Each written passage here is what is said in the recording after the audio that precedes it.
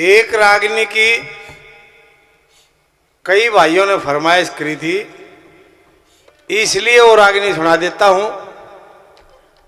ना तो अब रंग काट होना था, मैंने कही थी उससे सुरेंद्र से भैया बात और कह लो।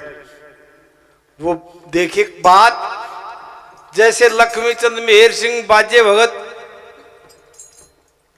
ये थे सौरी कवि जो गंगा जी से लेकर लाहौर तक रागनियां गाई जाती हैं। और कुछ कवि ऐसे भी हुए हैं सांगी भजनी बहुत बढ़िया, पर वह एरिया वाइज थे।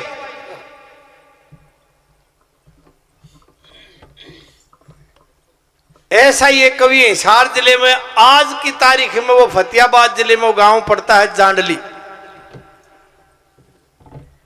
एक मुंशीराम छोटा सा बालक, अंग्रेजों का राज था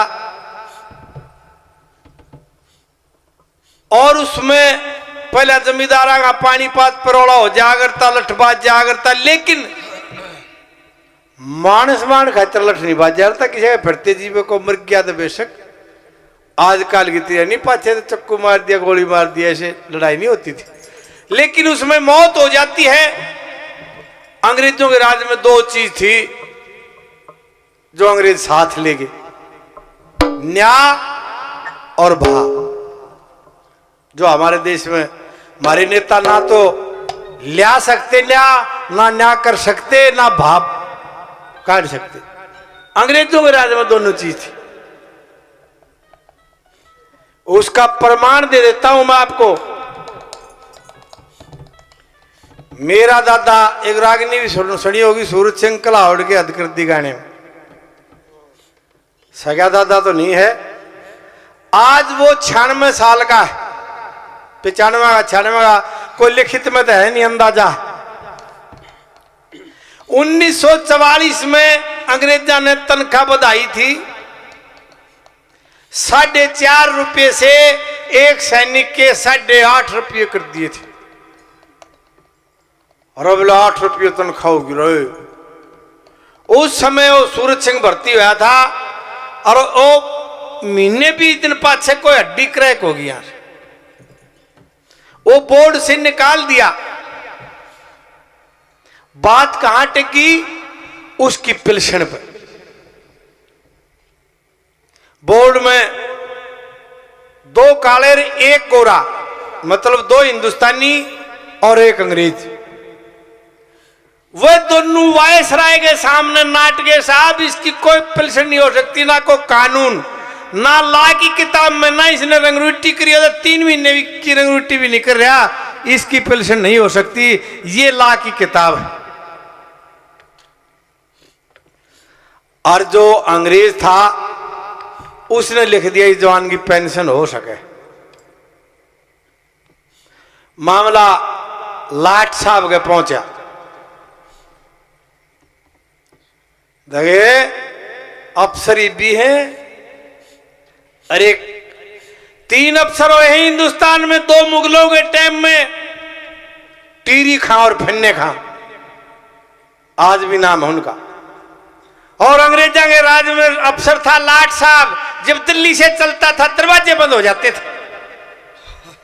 ये हुआ करते अफसर, ही अफसर हो गए बेबे कैसे। लाट साहब के सामने गई बात, तो उनसे पूछा भाई बताओ, हिंदुस्तानियों दिखा दिया किताब खोल के, साहब कोई कानून नहीं।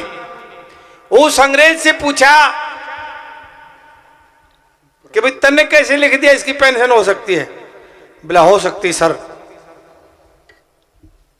बोला क्यों, कारण बताओ। बोला जी जो इन्हें भर्ती करके लाया था उस डॉक्टर से, उस मेडिकल रिपोर्ट से ये पूछो जब इस जवान को इसके घर से लाए थे जब क्या हड्डी टूटी हुई थी? वह नाट के बोला ना जब तो ठीक थी। बोला तो फिर थारा आगे टूटी है, तुम इसके जिम्मेवार, तुम दोगे इसको। आज 74-75 साल हो गए उस आदमी को पेंशन लेते हुए। ऐसे न्याय प्रिय थे वो। और भाई देश ने तो लूट के मारे वाले नेता ले जाए हैं और अंग्रेज भी ले जाते। देश तो हमारा लुटना है, लुटना है, लेकिन न्याय और भा अंग्रेजों जैसा नहीं हो सकता। उसके फांसी के हुक्म हो गए,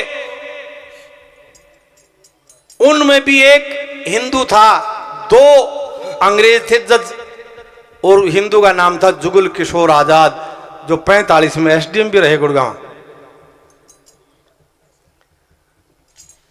उसने कहा कि भाई तेरे फांसी का हुक्म है लड़के, जो तुम्हें खाना पीना हो, किसी से मिलना हो, ऐसा तो नहीं है तूने का देख तूने छोड़ दो तो काम होगा नहीं, लेकिन तेरी अंतिम इच्छा जो है वो पूरी कर दी जाएगी। हाथ जोड़ के लड़का ने बोला साहब एक इच्छा है। क्या? अगर मेरी एक रागनी सुन लो। रागनी? क्या तू कवि है, गायक है? बोले हाँ साहब छोटी मोटी जोड़ ली हूं। अरे बोले कवि तो बड़े दयालु होते हैं, सहृदय होते हैं, और तुमने छल कपट और बेईमान न करके कत्ल कर दिया, कहां का कवि है तुम?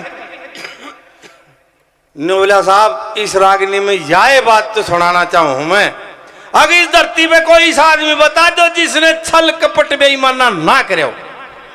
जब से सृष्टि रची है जब तक आज तक जाने अनजाने में जरूर सब ने किया।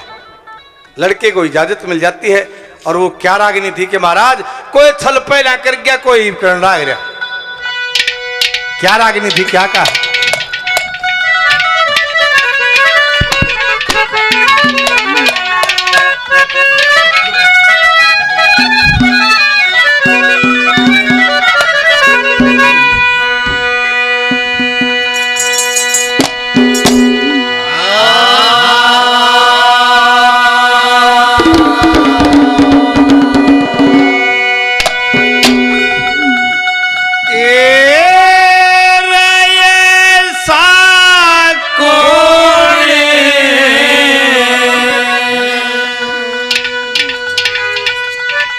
जगत के माधो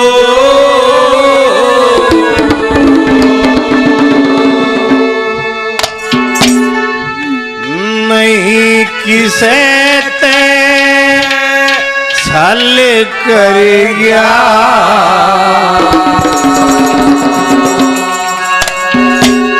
ओए छल की दुनिया बड़ी बड़ी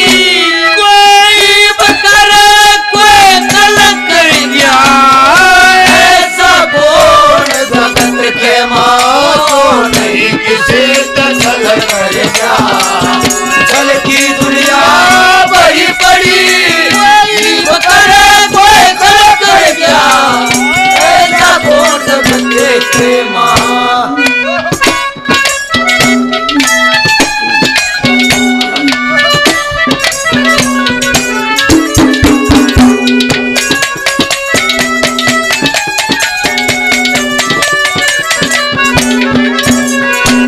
लड़के ने पहला उदाहरण दिया रामायण से।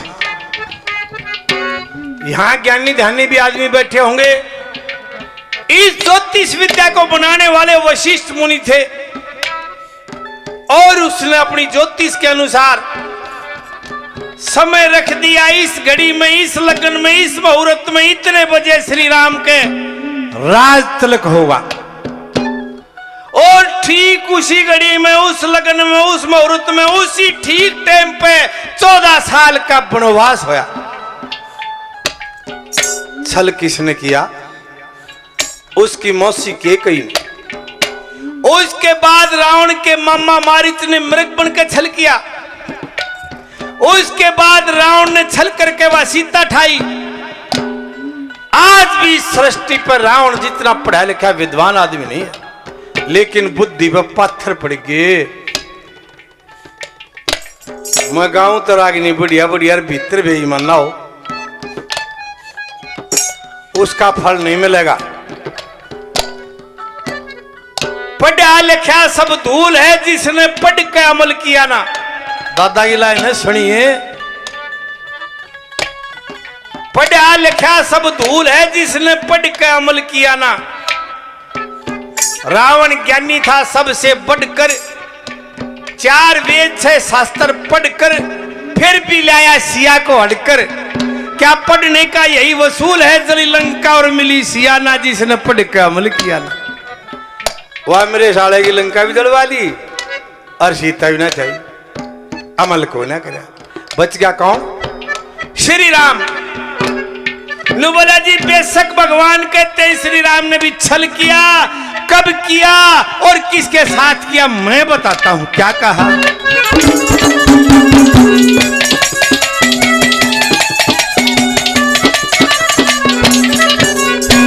जब राजा दशरथ श्री राम के शर पर धरण लाग्या के कई ने ऐसा छल करया वो जंगल बीच फेरण लाग्या बन के मारे मेरे कपट जब राम कुटी पर करण लाग्या फिर पड़े कलप पत्थर गली रावण सियारण लाग्या पड़े कलप पत्थर गली रावण सियारण लाग्या वह सिया छले ते लंका जलगी वो सिया छले ते लंका जलगी खुद करनी का फल मिल गया रामचंद्र भी छल करके उस बाली ने घायल कर गया ऐसा बोल करके जो नहीं किसी छल कर गया घर की दुनिया बड़ी बड़ी कोई कर गया ऐसा कौन देखे मां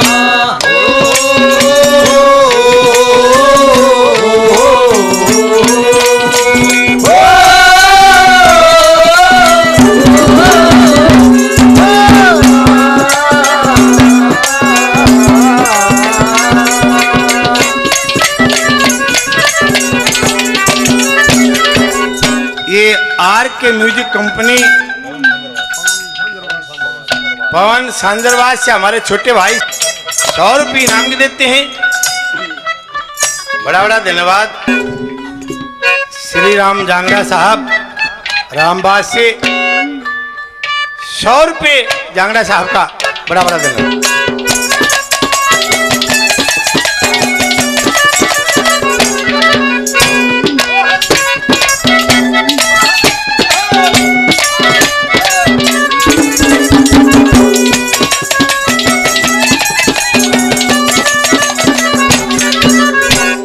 बोला साहब जिस दिन पांडु पैदा हुए जब तक मरे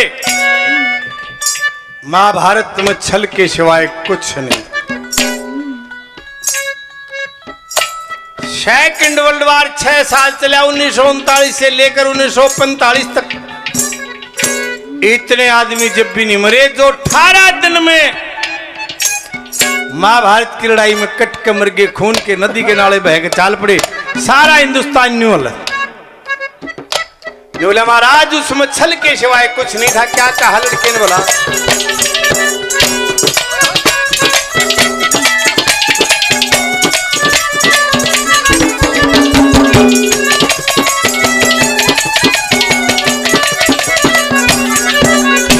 ओ ये धर्म दखे दुर्योधन ने धर्म पुत्र को छल का जुआ दिया खिला राजपाट धन मार खजाना मट्टी के मदिया नला फिर कैरवान पांडवों को जसोटा भी दिया जला फिर ऐसे तीर चले भाइयों ने हिंद का नक्शा दिया है ऐसे तीर चले भाइयों ने हिंद का नक्शा दिया है वो चक्रव्यूह भी छलका था वो चक्रव्यूह भी छलका था अभी मनु हल चल कर गया महाराज लया गोरी अंधेरा रे थारा सोरी दल मर गया ऐसा कौन धन की दुनिया बड़ी बड़ी ऐसा कौन देखे मां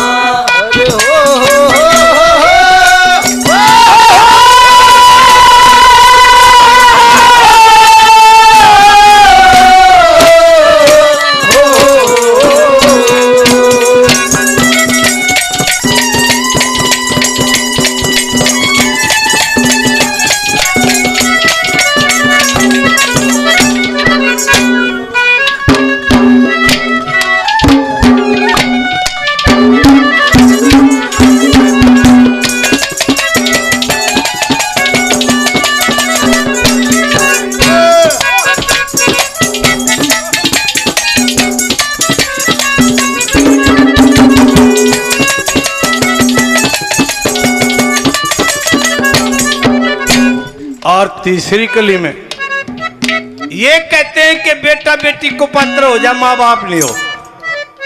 और माँ तो बिल्कुल नहीं।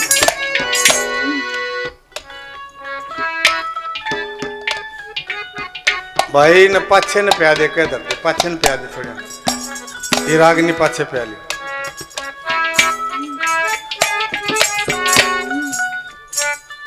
ताहा बिगड़ गया है और इनको ज्ञान नहीं होता। मैं तो कोई बीड़ी भी ला रहा हो जब भी मैं हाँ कितने तेरे गाने में कमी है। सारे ध्यान रखो मैं थारा भी नहीं गा भी एक कित बोल रही यार कौन सा के काम कर रहा है।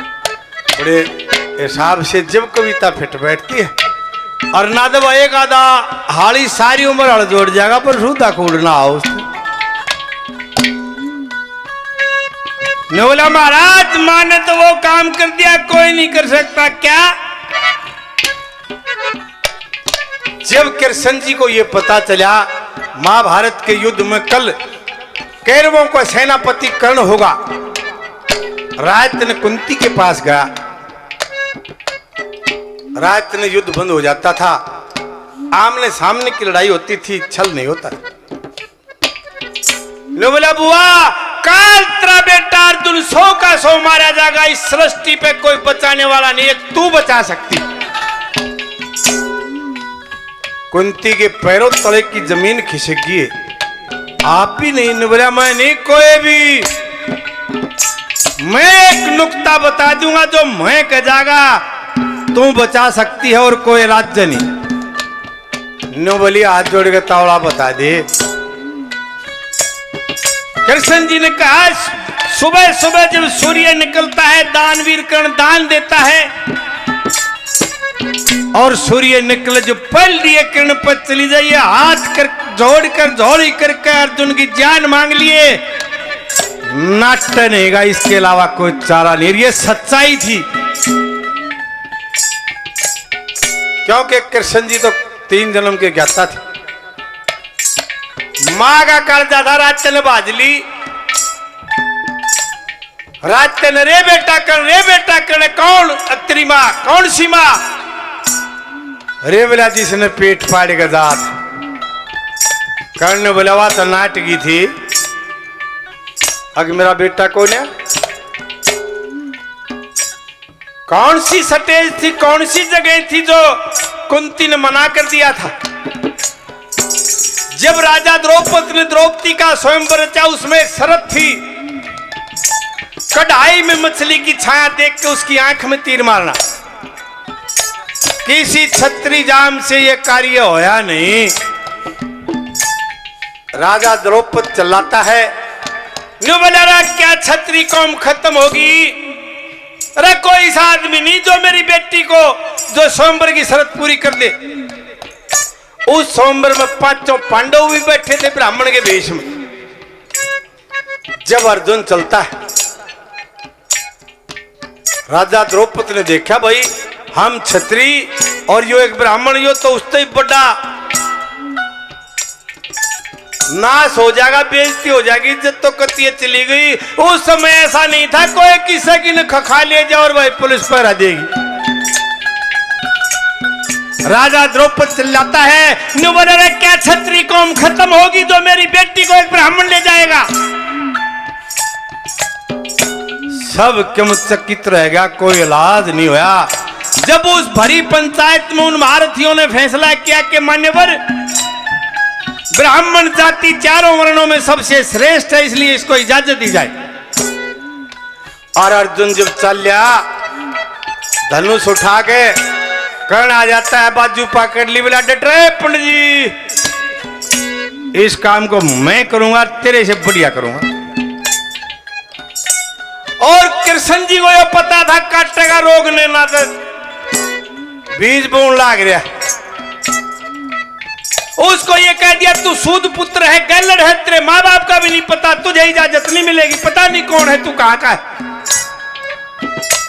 कर्ण ने बोला गैलड़ क्यों करूं, सूद पुत्र कैसे कह दिया, मेरी माँ तो ये बैठी। फिर उड़ गया पेट। फिर उस भरी पंचायत में फैसला होया के भाई से कुंती न्यू कह दे मेरा बेटा है तो इसको इजाजत मिल जाएगी। लेकिन कुंती से जब पूछा गया तो उसकी नाड़ मुड़ी को नाटकी ने बोला उस दिन नाटकी थी, आज बेटे वाली होगी। तू बोल क्या करने आई, क्या मांगने आई है? और बात भी सच थी, दादा ने बोल भी कर रखे। उस पंड राजा के 6 पुत्र थे, वो कर्ण पाट गया न्यारा, कैर वो में रहने लाग गया करके भाईचारा। राजा द्रौपदी ने सोचा सोमवार उड़े देश जुड़ा था सारा, उड़े बेटा कहन तक कुंती नाटी नहीं रह गया कर्ण कवारा। जब उसको इजाजत मिल जाती है उसने ले जाता है, क्या लगे खड़ा बात है। बोला उस दिन नाटकी थी, आज बेटे वाली होगी। बोल क्या मांगने आई? बोली तड़के सूर्य निकला, आज जब मांगूंगी वचन भर ले। बोला भर रखे तेरे नाम के वचन, बोल क्या मांगती? बोली रे बेटे काल अर्जुन की जान मत मारिए, जान से मत मारिए उसको। बोला बस चाहे मैं मरूं चाहे अर्जुन मरो, तेरे तो 5 के 5 रह जाएंगे, तेरा तो नहीं घटता। लेकिन देखिए मां ने कौड़ बड़ा छल किया, धोखे से जान मांग ली। और उस कर्ण ने, उस वीर ने क्या किया? जिस तर्कस में अर्जुन के नाम के तीर थे वो तर्कस से भगा दिया। ने बोला जा चाहे मैं धरती उछल दूं, काल पर तेरे अर्जुन के 5 आंगली नहीं लाऊंगा। और ऐसा ही हुआ। लेकिन इंद्र महाराज ने सोची भाई सूर्य देव ने इसको कवच और कुंडल जो दे रखे वो तो इससे पर है। सुबह सूर्य निकला जो भिखारी बनकर उनको मांग ले जाता है। इसके बाद भी जब युद्ध हुआ, कृष्ण जी ने सोची कदे ये तीर धरेगे धरे रहे यार, अर्जुन की गुद्दी पकड़ के धरती में गोदे। वहां दल दल बना के उसका रथ फंसवाता है। और जब वो कर्ण उसको रथ को निकालता है तो अर्जुन को उत्तेजित करता है। अर्जुन मौका है, अब इस पर तीर मार तू। कर्ण का भाई क्षत्रिय का धर्म नियम नहीं, वो काट लेने देख वे। और अर्जुन ने भी कहा कि महाराज मैं नियथे पे वार नहीं करूंगा, ये क्षत्रिय का धर्म नहीं है। कृष्ण जी दा शाना न बोलिया यो औरत काट दिया ना इसने, अरे 5 भैया की कांच काट दिया कि चक्कर में हो तुम, एक तीर मार दे। महाराज भगवान भी छल करते हैं तो मेरी क्या औकात है? क्या कहा लड़के ने?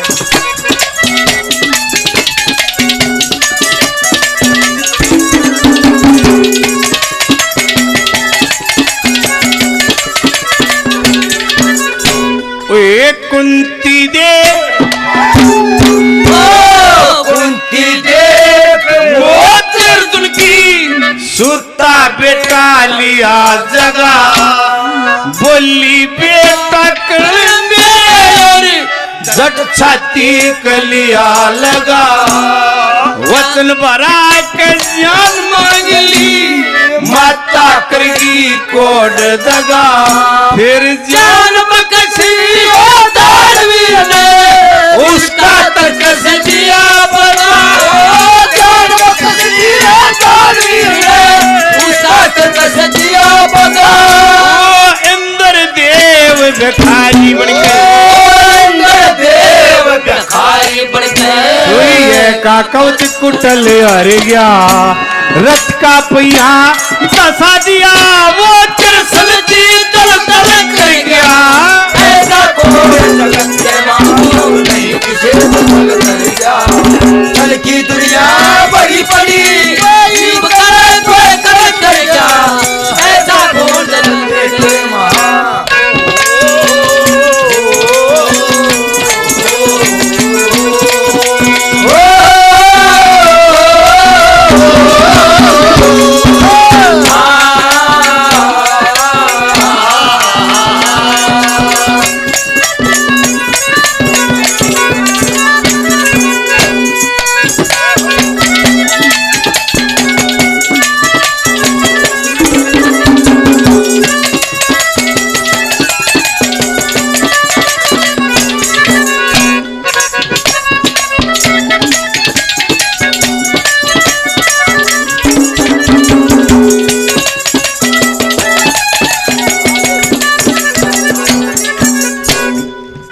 राजेश सरपंच साहब 500 रुपये इनाम के देते हैं।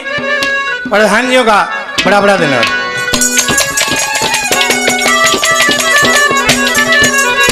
ये राम अवतार शर्मा जी फरीदाबाद से हमारे अजीत 100 रुपये और इनाम के देते हैं। बड़ा बड़ा धन्यवाद।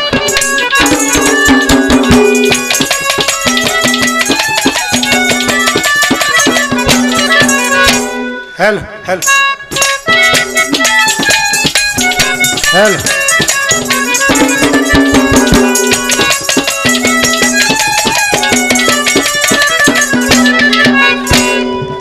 देवलोक में जिक्र चलता है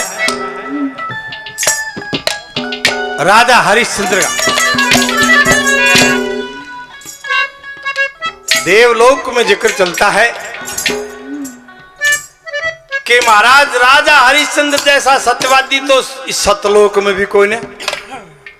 विश्वामित्र कहने लगे कि रहन दो न महाराज, थोड़े ही दिन पहले एक ब्राह्मण के छोरे का शर्तारा था, मैं उसकी परीक्षा लूंगा, जब देखूंगा वो वास्तव में सत्यवादी है या नहीं।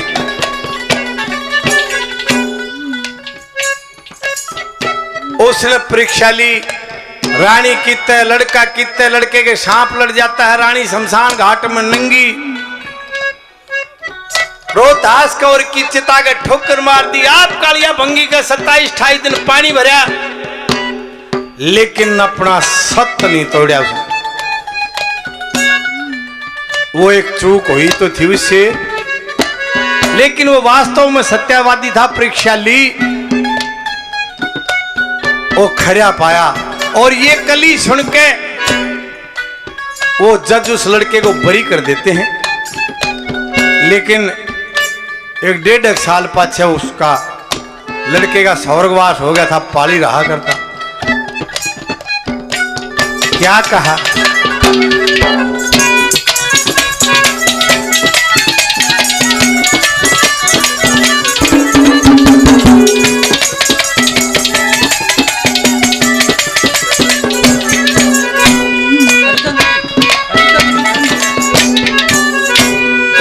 हरिचंद भी छलक कर गया, विश्वामित्र विश्वास नहीं। छल के कारण चिन्नू के पेट भरने की आस नहीं। फिर देखे फिर ऋषि किसी रबर के डसा कवर रोहतास नहीं। कफन तलक भी नहीं मिला, की बेटे गिलास नहीं। कफन तलक भी नहीं मिला, की बेटे गिलास नहीं। वो 28 दिन तक भूखा रहेंगे, 28 दिन तक भूखा रहेंगे। बंगी के घर जल भर गया, मुंशीदार धर्म कारण सत्य जबल करेगा। ऐसा कल की दुनिया बड़ी पड़ी करेगा, ऐसा कौन जगत।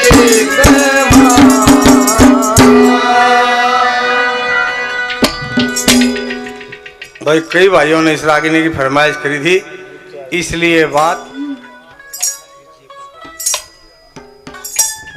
डूडियाले से विजय प्रधान जी 100 रुपये साहब का बड़ा धन्यवाद।